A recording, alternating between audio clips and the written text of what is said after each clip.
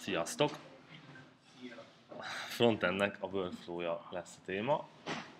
Az hívta életre ezt az előadást, hogy nagyjából így az elmúlt, hát szerintem 2 év alatt alakult ez a dolog ki, de az elmúlt 1 éve biztosan, és átvettük a Gitflow nevezetű workflow-t, nem tudom, hogy ezt mennyire ismeritek, az volt igazából így a témaindító, és aztán ahogy azt átvettük, mindenkinek volt egy rakatnyi jó ötlet, amit sikerült úgy beépítenünk a fejlesztési workflow-ba, hogy szerintem egy egész jól használható valami sült ki belőle, és pont Bazsekkal múltkor domáltunk, és mondta, hogy szerintem az ebben az erős, hogy ezt nem úgy mondjuk el most, hogy nem tudom, láttuk valami blogposzton, vagy nem tudom, valaki mondta, hogy ez jó, hanem hogy mi tényleg ebbe dolgoztunk az utóbbi időszakban, és hasznos volt, és volt egy rakatnyi pozitív tulajdonsága, és azért gondoltam, hogy ezt érdemes lehet esetleg így másoknak is megmutatni, hogy hát ha ti is láttok benne valamit, amiből aztán esetleg még megszülethet valami még újabb dolog, vagy esetleg átvesztek ti is, és akkor tudunk ezzel az eszköztárral haladni.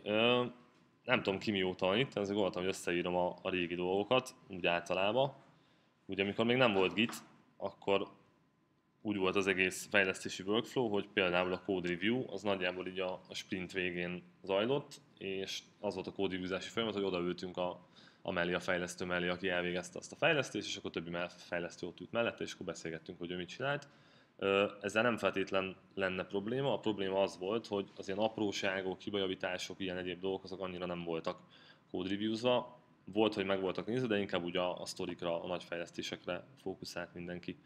Emellett az is volt még, hogy ugyan volt egy-két egységteszt, mert ugye elkezdtük látni, hogy abban azért úgy van potenciál, de az nagyon minimális volt. Emellett pedig teljes manuális tesztelés, tehát hogyha nem tudom, valami nem jött elő a manuális tesztelésnél, akkor az biztos, hogy kiment és nem nézte meg semmi más.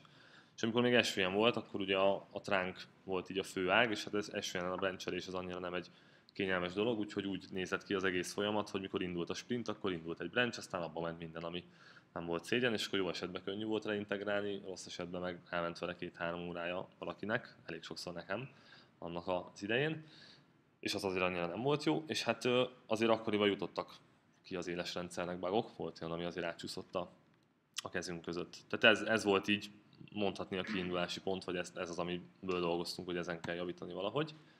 És akkor egy ilyen nagy ugrás, hogy hol vagyunk most, szerintem nagyjából 1 éve változatlan a dolog, lehet, hogy voltak azóta apró módosítások, de kb. Szerintem így nagyjából találó a dátum. Most úgy működünk, hogy mióta Git van, azóta minden Jira jegy, amihez történik valami kódmódosítás, az bemegy egy külön branchbe. És itt egyszer valaki kérdezte, hogy ha most át kell írnom, nem tudom, egy kérdőjelet felkiáltójelre a szövegbe, akkor az is egy külön branch. Igen, az is egy külön branch. Erre ki fogok térni, hogy miért, és ez nagyon is jó, hogy így van. Aztán a manuális tesztelés mellé, hát amikor írtam, akkor még éppen 419 felületteszt volt, lehet, hogy ez már most több egy kicsit, ez folyamatosan nő szerencsére, és 119 darab egységteszt, ez az, amit sikerült nagyon föltornázni, és ez nagyon jót tett a folyamatnak, erre is ki fogok térni pontosan, hogy miért. És az van még, hogy a merge request létrehozásakor az automatikus tesztek azok lefutnak saját maguktól, és ellenőrzik a fejlesztés csomagot, hogy minden rendben van-e. És a code review az ilyen odaülős módszer helyett meg arra cserélődött, hogy amikor létrejön a merge request, akkor azt mindenki, aki tudja, ott code review-zza, és ott kommentekben kifejti a véleményét, és addig ugye nem is mehet tovább a folyamatban, ameddig az nem elfogadott állapotú code review tekintetében. És hát aztán mi kellett ehhez? Git, GitLab és a Gitflow. Most értelemszerűen a GitLab az olyan, hogy mi GitLab-et használunk, de ezt GitHubon vagy bármi más hasonló gites webes felületen is tökéletesen ugyanígy lehetne csinálni. Nálunk ugye ez az eszköztár. Aztán a tesztelésnél mi ugye a Kasperiest használjuk, az a felületteszteknek a főnöke az egységtesztekre, ami meg van ott, meg értelemszerűen a PHP Unit az eszköz. És ami még nagyon fontos, és azt én mindenkinek mondom, hogy azt szerintem kezdjétek el csinálni, tolni, hogy legyen ilyen, hogy az automatikus tesztek azok egy teljesen külön környezetben futnak, úgyhogy cégen belül az ingatlan.autotest nevű URL-el lehet elérni, és ez azért nagyon jó, mert amikor elkezdtünk erre építkezni, hogy vannak autótesztek, azért nagyon hamar belefutottunk abban, mert szerintem majdnem mindenki belefutott már, hogy éppen tesztel valamit az automatikus teszt, aztán közben meg a nem tudom, valami más projektből, ami kéne, egy tök másik verzió van kint, és az éppen törik, mert valaki kirakta megnézni, hogy van a közös környezetre, és akkor bukik az egész teszt, pedig lehet, hogy egyébként zöld lett volna. Ugye ez volt az életre hívója annak, hogy mindenképp legyen egy saját környezet, ahol végignézzük ezt az egészet, és csak a miénk is le van szeparálva. És ez olyan szinten le van szeparálva ez a környezet, hogy a frontendnek például nem kell a magánrendszer, de ha egy magánilletőnek küldünk érdeklődő üzenetet, ahhoz már értelemszerűen kell a magánrendszer. És ez úgy van például az autoteszten megoldva, hogy magában az Nginx configban van megadva, hogy ha azt az URL-t felhívják, akkor az fixen visszaad egy okét, és akkor tud úgy menni vele a teszt, hogy nem dönti meg azt, hogy most tényleg ott van mögötte a magánrendszer. És ezt értelemszerűen lehetne úgy is tesztelni, hogy egy másik URL-nek hibás választad, és akkor azt is teszteljük, hogy mi történik. És hát ami nagyon fontos, hogy nyilván ezekre azért kell idő és mindenfajta egyéb erőforrás is, mert ezek azért nem, tehát ez nem egy letöltöm, telepítem és működik, ez itt kőkeményen elvisz adott esetben időt, hogy össze kell rakni, rá kell szánni az időt és az erőforrást, hogy ez olyan legyen, amilyen. És akkor mit nyertünk vele, mert ez is egy teljesen magától értetődő kérdés. Nem fordul elő olyan, ami a régi rendszerben elég sokszor előfordult, hogy valaki valamelyik másik emberre vár a code review-val. Tehát volt olyan egyszer, amiből adott esetben azért lehet nagyobb probléma is, hogy volt egy sürgősebb dolog, aminek ki kellett volna mennie, de nem lehetett kirakni, mert még nem volt code reviews-va. És ugye azért nem volt code reviews-va, mert a code review akkor nem egy folyamatosan történő dolog volt, hanem volt rá valami időszelet elkülönítve, hogy akkor leülünk code reviews-ni. Tehát ez ugye megszűnt, mert onnantól kezdve, hogy létrejön a merge request, megkapja volna mindenki az értesítést, és kell code reviews-ni folyamatosan. Aztán a másik, ami szerintem az előnye, hogyha van egy user story, vagy lehet az apróság, ami rendszerünkben gondolkodva, vagy egy hibajavítás, akkor tökéletesen látszik az élet útja, hogy valaki fölvette, létrehozott róla egy branchet, abban a branchbe ment 3, 4, 5, 10 akármennyi módosítás, és az a végén valamilyen folyamat során élesítődött. És ezt nagyon jól vissza lehet követni, hogyha később előkerül újra az a jegy, vagy bármi hasonló történik, akkor mihez kellett annól hozzányúlni, mi volt a változás, mi volt, ami esetleg elronthatta. Ez ilyen, nem tudom, ez kicsit ilyen bullshit mondat, de azért tényleg az van, hogy ezáltal sokszor és relatíve gyorsan tudunk deployolni. Tehát nem az van, hogy azért a régi időben az is volt, hogy nagyjából 1-2 hetente volt egy deploy, sprintek végén, meg ami nagyon fontos volt a napközben. Ehhez képest most naponta legalább 2-3 deploy van, és akár adott esetben lehetne több is, hogyha azt adná az igény. Ami megint csak teljesen egyértelmű, de azért ezt érdemes leírni, hogy sok hibát fog meg a manuális tesztelés mellett az automata tesztelés is, és nyilván ez egy olyan dolog, ami nagyon-nagyon kényelmes, hogy például a frontenden, ahol rengeteg aloldal, co-branded oldalak, mobilnézet, M+1, nem tudom, variációja az oldalnak, ott ezt az automatikus teszt mindig meg fogja nézni, és ha lesz hiba, akkor mindig el is fogja törni a buildet, hogyha az nem jó. És hát ugye a legvégeredménye az egésznek, hogy teljesen magabiztosan tudunk élesíteni, mert van egy olyan jól ellenőrzött és olyan jól kontroll alatt tartott folyamat, hogyha azt mondjuk, hogy igen, ez mehet, akkor ott azért már nagyon ritkán szokott baj lenni vele az élesbe. Nem mondom, hogy nem volt rá példa, de azért ritkán. És akkor ugye adódik a kérdés, hogy oké, mert már mondtuk, hogy nagyon jó, meg nagyon szép, meg mit tudom, de végülis mi történik, meg hogyan, meg hogy kell ezt csinálni. És akkor azzal kezdődik az egész, hogy minden jegyre egy branch. És független a módosításnak a mennyiségétől, a commitok számosságától, minden egyéb dologtól, az a lényeg, hogyha van egy valamilyen Jira jegy, amin dolgozni kell és érint kódmódosítást, akkor arról létre kell hozni egy branchet. Mi a branch elnevezését ebben a formátumban határoztuk meg egymással közösen. Ez azért nagyon jó, mert fixen mindig ott lesz előtte a jegyszám, tehát rögtön lehet azonosítani, hogy ez akkor most melyik projekt, mit kell vele csinálni, és így tovább. És ugye mivel van benne valami rövid beszédes dolog is, ezért rögtön azt is lehet látni, hogy na mégis mi az, ami ebben történhet. Tehát eleinte próbálkoztunk azzal is, hogy csak a jegyszám, de az annyira nem vált be, mert a jegyszám az nem mindenkinek van úgy meg, hogy tehát ha azt mondom, hogy ICOM 22.08.6, biztos, hogy nem esne le, hogy az, amikor nem ment az iPad-en a JS, de ha így mondja valaki, hogy az iPad-en nem ment a JS, akkor az már úgy jobban megfogja a lényegét. Egy olyan módosítás volt még időközben, hogy biztos nektek is volt már olyan, hogy van egy epic, amihez tartozik 8 darab külön user story, és értelemszerűen ezeket nem egyesével külön brancsekbe jó fejleszteni, mert lehet, hogy a harmadik fejlesztés még vár az előzőre, és így tovább. Mi ilyenkor ezt úgy szoktuk csinálni, hogy az epicnek, amihez tartoznak a sztorik, annak a jegyszámára és a nevére hozzuk létre a branchet, és amikor az összes sztorinak a fejlesztése ömlesztve megy abba az egy branchbe. Hogy van egyébként közbe kérdésetek, akkor nyugodtan integessetek, és bármire nagyon szívesen.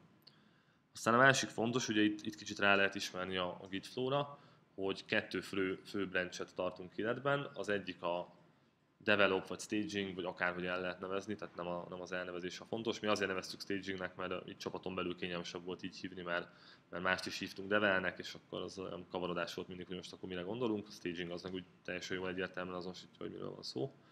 Ebbe a branchben ennek kvázi a fejlesztések.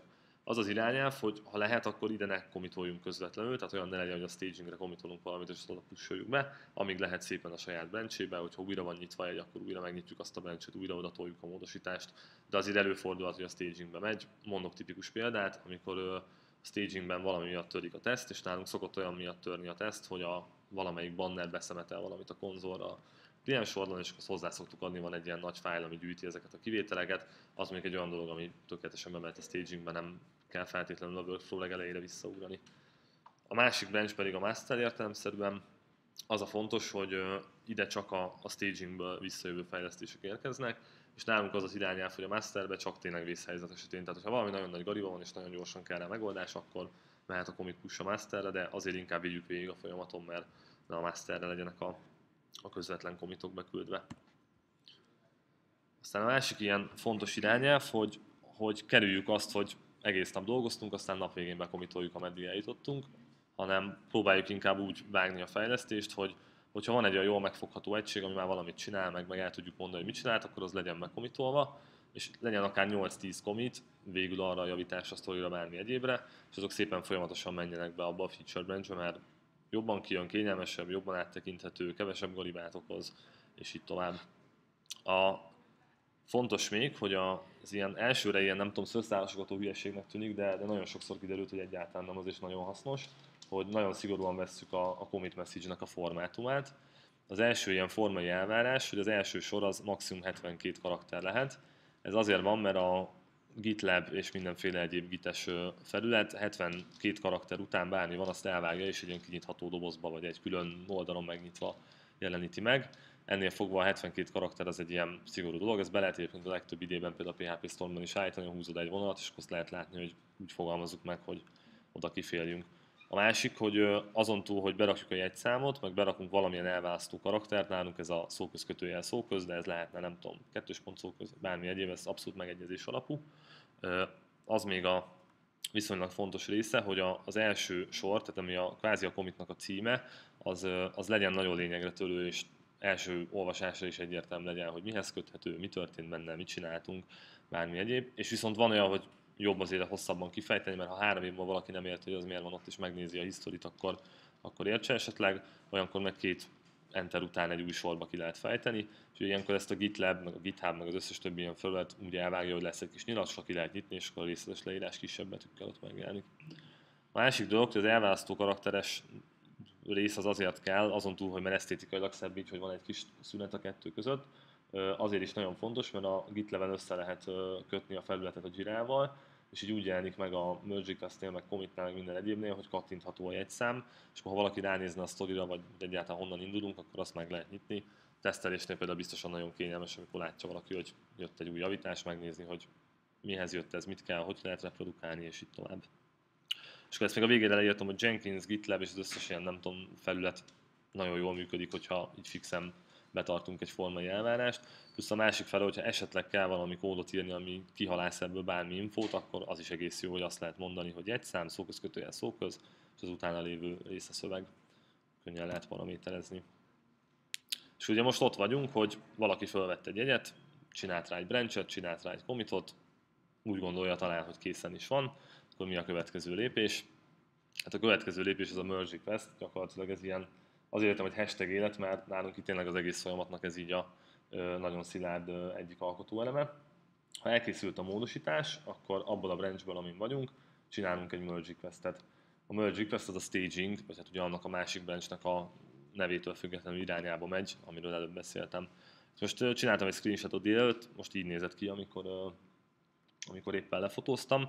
Ugye itt látszik tök, hogy azért van egy kettős kereszt előtte, azt nem mérjük be, azzal a GitLab jelző, hogy ha azt megkattintjuk, akkor ugrunk a Jira-ba a jegyre, ha meg a fekete sor többi részére ugrunk, akkor meg a merge request-et nyitja ki.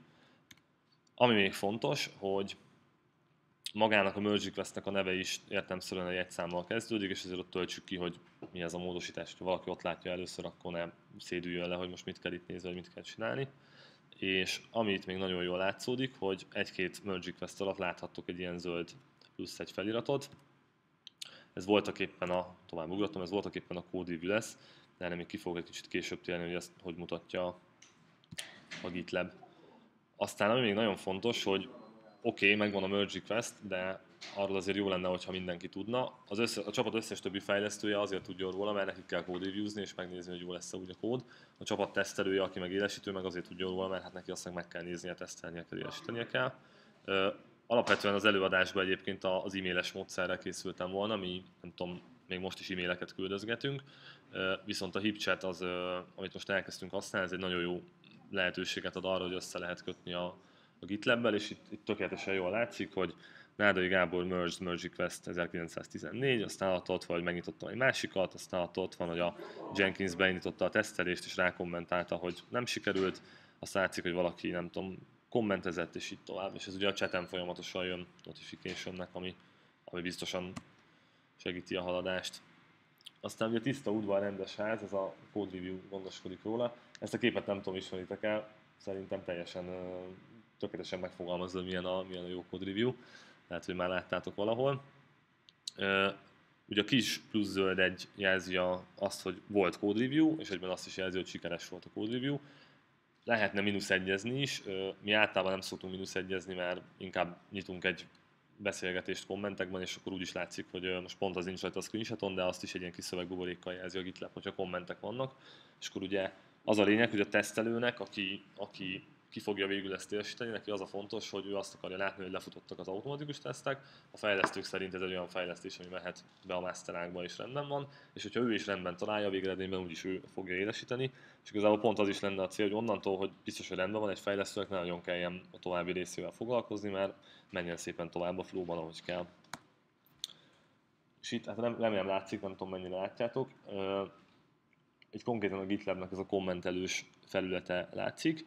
Az első az úgy indul, hogy a Peti nyitott egy beszélgetést, írja is a GitLab, hogy outdated a diff, mert ugye közben jött rá módosítás, és akkor az már időközben már nem érvényes az a kód. És egyébként oda is tette a plusz egyet, hogy ott volt valószínűleg egy megjegyzés, szerintem az volt, hogy 3 szó közel el volt valami csúszva, és hogy ezt húzzuk be a helyére rendesen. És akkor látszik, hogy ezt a Bazsi javította ki, hozzáadott egy commitot, Petinél rákérdezett, hogy ez így jó lesz-e, visszajött a válasz, hogy rendben, tökéletes, és onnantól ugye tudjuk, hogy végigkövettük a code review-t, és meg vagyunk. Szerintem code review-nál az a jó irány, hogyha mindenki megnézi valaki másnak a fejlesztéseit, tehát értelemszerűen én az enyémet nem fogom még egyszer plusz egyezni, vagy megnézni, viszont a csapat összes többi fejlesztője megnézze rá, mert ezzel 2 dolgot is megoldunk. Az egyik, hogy biztos, hogy mindenki ránézett, és hogyha lenne valami hülyeség, akkor azért valaki csak észreveszi. Másrészt meg valamennyire azért mindenki rálát arra, hogy most mi ment be, vagy milyen fejlesztés, vagy milyen javítás, hogy mi történt, és később ez hasznos lehet, hogy mint ahogy láttam volna valamit, vagy volt egy ilyen merge request, vagy bármi egyéb. Aztán hát értelemszerűen, amikor a fejlesztő elengedi, akkor nekünk azért a tesztelés mint olyan az a minden, mert hogyha mi nem találunk meg valamit, és a tesztő megtalálja, akkor azért annak hálásnak kell lenni, mert akkor nem a user fogja megtalálni az oldalon. Ez megint egy pont jó állapotában sikerült elkapnom a screenshotot, mert azért szokott olyan lenni, hogy többször törik, meg minden egyéb ilyen trükkös dolog, de most itt pont az ideális esetet mutatja, hogy ugye megcsináltam a merge requestet, és beszólt a Jenkins, hogy lefuttatta az automatikus tesztet, de amúgy eltörött, és ugye ott van a link, ahol meg tudom nézni az eredményeket. Bazsi rákommentált, hogy egyébként látszólagosan nem tört el semmit, tehát lehet, hogy ott valami egyéb turpisság van. És akkor ugye megtaláltam, hogy mi az, ami elrontotta, és mi az, amiért paraszkodott az autóteszt, beküldtem azt a javítást. Mivel beküldtem egy javítást, ezt a Jenkins érzékelés még egyszer beindítja az automatikus tesztet, és a végén már le is futott, és rákommentelte, hogy na most már jó, elfogadott minden. És ugye gyakorlatilag most vagyunk annál a lépésnél, hogy élesíthető a fejlesztés. A következő fontos dolog szerintem, biztos láttátok, hogy nálunk ott van az a nagy tévéképernyő, ami mindenféle grafikon meg színes szagos szám látható. Így az első és legfontosabb eleme az Autotest monitor. Most ugye úgy működik a rendszer, hogy ha létrejön egy merge request, akkor 5 percen belül valamikor el fog konkrétan arra a branchre indulni az autotesztelés, és ezt ott mindig látjuk fönt a tévén, hogy éppen mi az, amit tesztel a Jenkins. Most pont a staging branch-et nézte. Ugye ha zöld, akkor zöld, ha piros, akkor piros. Azért javaslom nektek is, hogy ha még nem tettétek, hogy rakjátok ki tévére, monitorra, nem tudom, jobb felső sarokba, bárhova, mert nagyon frusztráló, ha piros. Tehát ez nagyon sokszor volt olyan szituáció, hogy jöttünk vissza, nem tudom, ebédből, kávézásból, bármilyen, és látjuk, hogy valami el van törve, és ezért az olyan, hogy senki nem fog nyugodtan leülni, ha látja, hogy piros valami a rendszerben, mert benned lesz az a kényszer, hogy megnézd, hogy na most az miért tört el. Mikor mondjuk jön egy e-mail, és 16 darab merge request van, és 16 darab e-mail jön, az simán olyan, hogy mondjuk túlmész rajta, vagy nem is nézed, vagy kitörled, vagy bármi egyéb. Magát ezt a zöld dolgot, amit mi használunk, ezt egy ilyen kis Jenkins kiegészítés használja, belinkeltem, hogyha valakit érdekel, ki lehet próbálni, célnak tökéletesen megfelel. És akkor itt a nagy szabály az az, hogy ha egy merge request-en a QA oké, tehát a tesztelő megnézte és ő nem talált benne semmi rakoncátlan dolgot, lefutott rá az autóteszt és bepipálta, hogy itt minden rendben volt, és úgy látom, hogy nincsen gond, és egyébként még a fejlesztők is plusz egyezték, és azt mondják, hogy valószínűleg szendéke boldogság, akkor eljutottunk oda, hogy élesíthető az a módosítás, fejlesztés, bármi egyéb. Ilyenkor az történik, hogy a tesztelő elfogadja azt a merge requestet, ugye így bekerül a staging branchbe annak a branchnak a módosítása, és ami fontos, hogy ezt akár több dologgal is megteheti a tesztelő, tehát ha mondjuk van egy olyan feladat, hogy írjuk át a nem tudom láblécen az egyik szöveget, meg van egy olyan feladat, hogy nem tudom a címlapon megváltozott a gombnak a színe és írjuk át, meg van még egy harmadik feladat, amire most nem találok ki valamit, akkor ezt a hármat egyszerre behúzhatja a stagingbe. Viszont ugye itt felvetődik a kérdés, hogy na oké, csak mi van akkor, amikor behúzzuk a fejlesztést, és a staginggel együtt meg már valami újabb problémát generál, vagy valami nem jó, vagy mondjuk a másik két fejlesztéssel összeakad valamilyen formában. Na itt jön az a képbe, hogy ilyenkor a tesztelő létrehoz egy staging yield master irányú merge requestet, ami ugyanúgy egy merge requestet, ugyanúgy le fognak ráfutni a tesztek. Ugye ilyenkor code review-zni már nem kell, mert ha konflikt nem volt, akkor azt a git szépen összehúzza, és akkor nem történik semmi plusz turpisság. És ha lefutott rá a teszt, és azt újra kipipálta, hogy minden jó, akkor gyakorlatilag az összerakott csomag is jó lesz, és végeredményben, amikor elfogadjuk a merge requestet, az bemegy a masterbe, és az a master fog kimenni az éles környezetbe. Aztán mi az, ahova még szeretnénk ezzel a dologgal eljutni? Ez most egy nagyon új dolog, de szerintem hosszú távon egy nagyon jól vállalható és tartható irány, hogy a staging master merge requestet mi eddig mindig úgy csináltuk, hogy amit tesztelünk, a Bazsi szólt, hogy na van egy master merge request, fogadjátok el, mert lefutott minden, és akkor ezt vinném élesbe. És ugye itt megint volt egy ilyen várópont beépítve, hogy akkor ha valakinek meg kellett nyomni azt a gombot, akinek volt hozzáférés a master repóhoz. Mi most azt kezdjük el próbálgatni, hogy a tesztelőnek is van a master ághoz hozzáférése. És ugye, ha végig gondoljátok az egész folyamatot, akkor tényleg az utolsó gomb nyomásakor bekerül a masterba, akkor már nem szabad semmi probléma legyen, mert akkor már kétszer megnézte az autóteszt, már megnézte egyszer a tesztelő, már megnézte legalább egy fejlesztő, aki nem a fejlesztésen dolgozott, hogy code review-zza, és voltak éppen biztosak lehetünk abban, hogy nem lesz vele élesben probléma. Aztán a következő dolog, hogy majd átírjam a dián, amit elírtam, az automatikusan szót, de hogy automatikusan a VS15-ön, amikor a master ágba push érkezik, akkor induljon be az ottani Jenkins-en, ami majd élesít a build, és akkor ne kelljen még azt is pluszba egyszer megnyomni, mert szinte biztos, hogy ha a masterba kód érkezik, akkor az minél előbb ki kell menjen élesbe. És ugye erre így nem tértem ki külön, de ez is egy nagy erő a rendszernek, hogy sosincs olyan, hogy van valami a csőbe, mert akkor van olyan, amikor van valami a cső, amikor éppen élesítődik. Egyébként meg a cső, mint olyan, az teljes mértékben üres. És ezt meg én szeretném, szerintem ez nagyon jó lenne, mert most nyilván van egy dia, meg most ezt elmondtam, meg tök jó, de ha mondjuk nem tudom, jön egy új ember, vagy valaki közületek szeretnék kipróbálni, akkor szerintem nagyon hasznos lenne egy ilyen tárgyilagos stílusban, ilyen gondolatjelekkel leírva, hogy kell ezt az egész rendszert használni, beépíteni, és akkor ezt akár benyomni egy git repóba, és ezt is verziózni, hogy most nem tudom, 1.0-nál tart a workflow, és ez az állapota, és akkor ha van esetleg egy módosítás, akkor kiegészíteni, hogy ne legyen kérdés, hogy ezt hogy is kellett csinálni, nézzük meg, nem tudom, kérdezzük meg, nem tudom kit vagy bármilyen egyéb dolog. És azt szeretném kérdezni, hogy van kérdésetek. És annyit mondok, hogy egy nagyon pici demószerűséget is fogok tartani, csináltam egy ilyen nagyon apró módosítást, amit végigviszek ezen az egész folyamaton, hogy ez hogy indul meg. És Bazsak azért fogta meg a laptopját, mert ő fogja kőkeményen code review-zni. Bazsi meg élesíteni, vagy valami ilyesmi. Jó, akkor mutatom.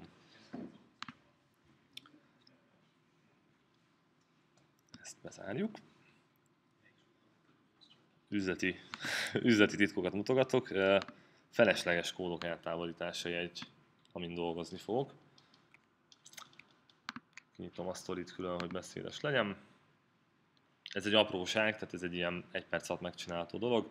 A frontend dev.php-ban, ami egyébként ki sem egy élesben, mert nem élesítjük, van kikommentezett sor, nagyjából 3 éve ki van kommentezve, teljesen fölösleges, hogy ott legyen, takarítsuk onnan ki.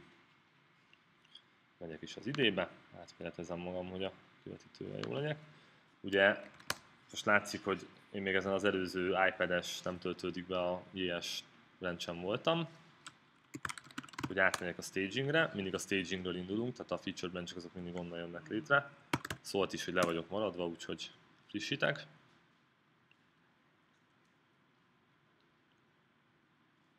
Közben meglesem a jegynek a számát.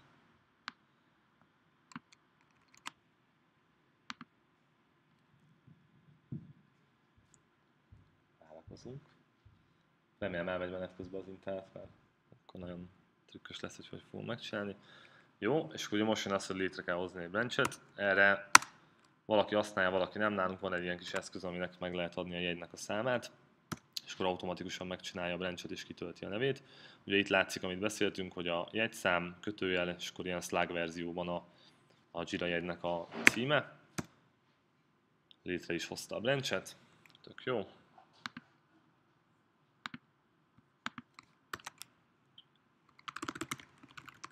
Megnézzük a frontend.php-t, és akkor ugye hát itt vannak ezek a dudas sorok. Abszolút nincs rá szükségünk. Ugye ott látjuk, hogy az if-en belül van egy kikommentezett rész, úgyhogy tök jó, hogy megnézi. És ugye erre azért lenne szükség, hogy csak localhost-ból lehessen megnézni a frontend.php-t, de mivel nekünk a deploy script ki se viszi, ezért pláne teljesen fölösleges. Szépen kitöröltem. És fogom commitolni.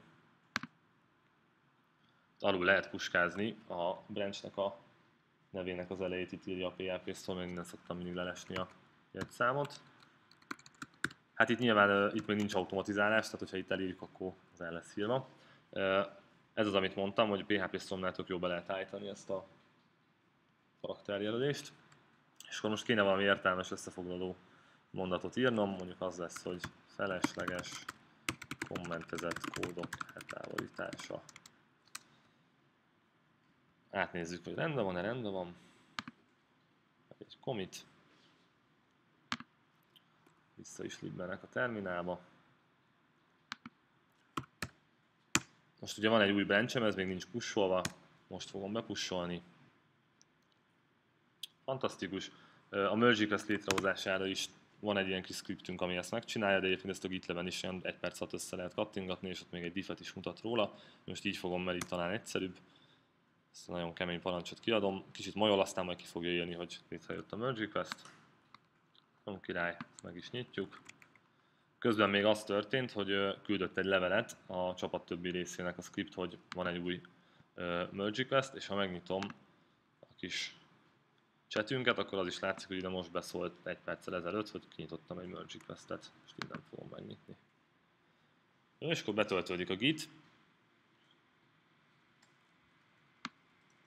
Ugye ez a felület, ahol tökéletesen jól lehetne code review-zni. Bízunk benne, hogy valamelyik fejlesztő már vagy egy jó kis szaftos kommentel, vagy egy plusz egyel dolgozik a code review-n, remélem nem fogunk csalódni. Mindeközben még, hogyha a tesztelőnek pont úgy van dolga, mondjuk az Bazsi lehet, akkor ő valószínűleg felveszi, megnézi, hogyha van valami leírás, hogy mit kell megnéznie, és rá fog kommentelni, hogy rendben van-e a dolog. Azt mondja, hogy az ellenőrzés nélkül nem tudják majd megnézni élesbe a fájlt. Nagyon jó, és akkor most én rákommentelem, hogy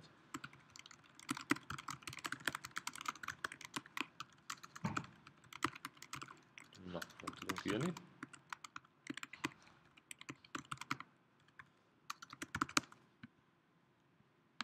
Most megy egy kis tikitakizás.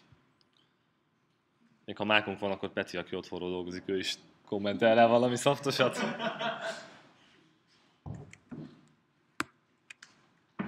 És akkor közben mutatom, hogyha itt visszamegyünk a merge request-nek a listájára, ugye itt van az új merge request, és látszik, hogy nincsen rajta +1.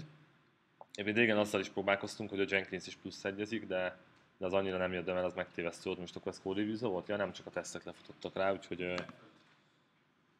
azt mondja, hogy elvileg fantasztikus. Ugye hát Bazsi értetlenkedik, hogy most ezt akkor hogy tud tesztelni, vagy mi van, és ezt mondani fogjuk neki, hogy skip QA, tökéletes, és látszik, hogy Bazsek nyomott rá egy +1-et, és ha visszamegyek az előző felületre, akkor ott látszódni fog, hogy kapott egy +1-et a dolog.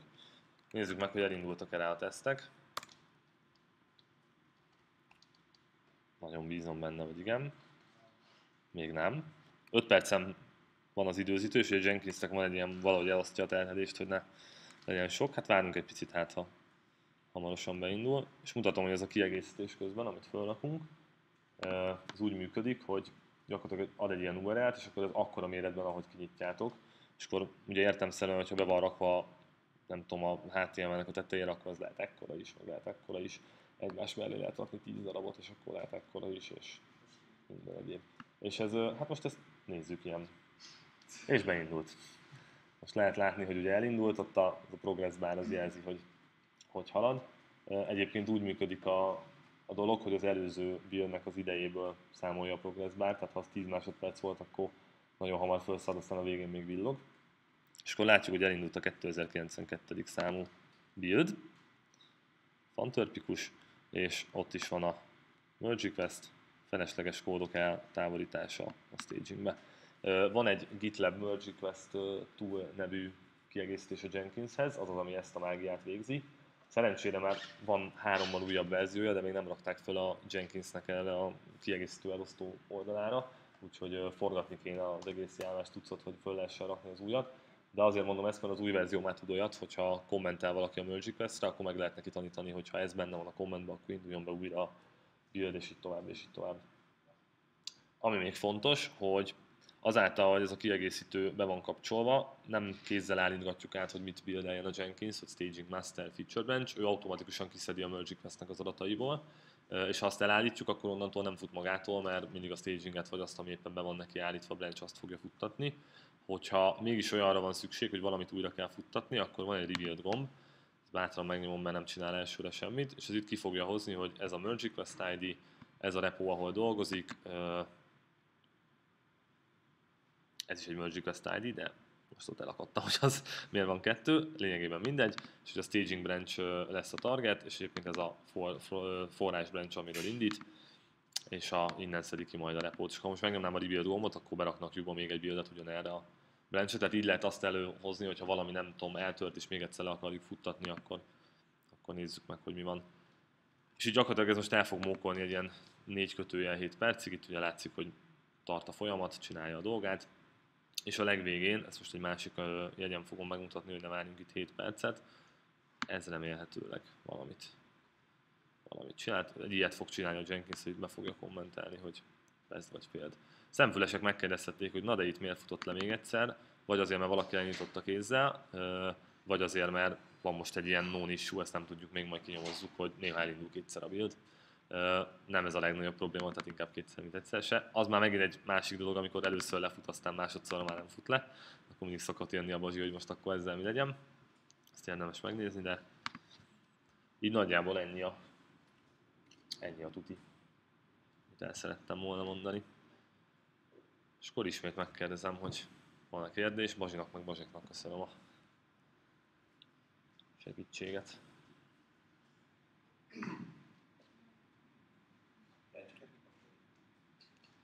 Nagyon jó kérdés. Meg is nézzük, hogy a frontenden hány branch van most. Szerintem rohadt sok. Az szokott lenni a deal, hogy amikor elfogadjuk a merge request-et, akkor ott van egy olyan opció, hogy törölje a source branch-et, és azt mindig beszoktuk pipálni, viszont ugye ha van javítás, akkor visszapussolódik a branch, és ott már azért el szokott csúszni a dolog, és azért fel szokott gyüremleni. Erre még megmondom, hogy nincs olyan tuti jó módszer, hogy lehet takarítani, most úgy havonta egyszer neki szoktunk ülni, és akkor kigyomláljuk a régi brancheket. Aha. Igen, ezt nem mondtam, köszönöm szépen. Itt, ha ezt bepipáljuk, akkor ezt a branch-et törölni fogja a remote-ról. Aztán ugye ott jön a probléma, amikor aztán találódik benne valami, újra nyílik a branch, vagy módosítás van benne, és így tovább. Egyébként szerintem ilyen 91 néhány branchünk van most így nagyjából, csak rossz helyre jöttem. Hogy? 107. Ez egy jó visszajelzés, hogy törölgessük. Igen, ez egyébként hátrány, hogyha nem takarítjuk, akkor fölgyűlölnek a branchek, meg az elsőre biztos, hogy szokatlan egyébként, hogy meg kell szokni, hogy most akkor nem az van, hogy van egy valami nagy branch, amit csak ki kell rakni, hanem itt sok-sok-sok kicsi branch van. Viszont a merge request felület az meg nagyon jól mutatja az egésznek az állapotát.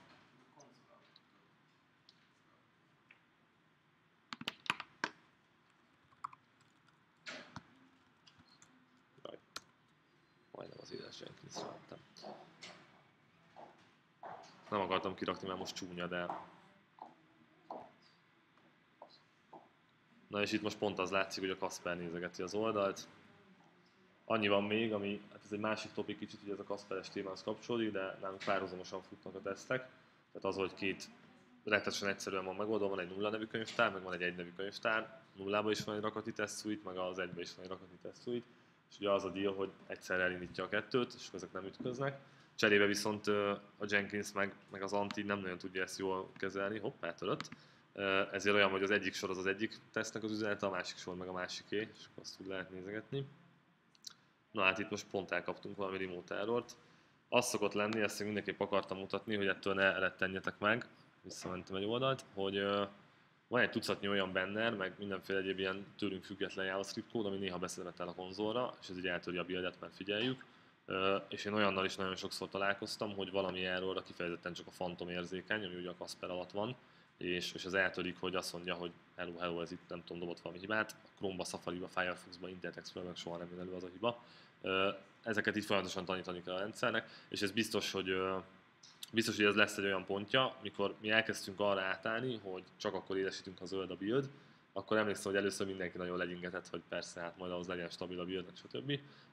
Viszont nagyon hamar rá tudtunk állni, és nagyon hamar beépült az a rendszer, hogy ha piros, akkor megnézzük, hamar rá fogtok ti is jönni arra, hogy mi az, amit el lehet engedni, mert be kell rakni valamit, hogy ignoráljon egy üzenetet, vagy bármilyen egyéb, meg mi az, amit meg kell nézni, mert biztos, hogy nem jó, és onnantól nagyon jól működik az egész folyamatban, hogy biztos, hogy mindig meg lesz egyszer legalább nézve a Kasper által. Hát most már. Dobozból trackeli a JavaScript konzol kimenetet, és utána remote error van, akkor töri automatikusan, és akkor ilyet meg lehet ilyen patterneket megtanulni. A bannerekből sok ilyen célhűlik ki. Így van.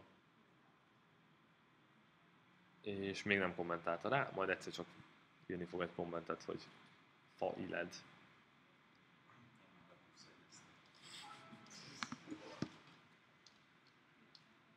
Hát ha nincs kérdésetek, akkor szépen köszönöm a figyelmet, ennyit szerettem volna megmutatni, elmondani.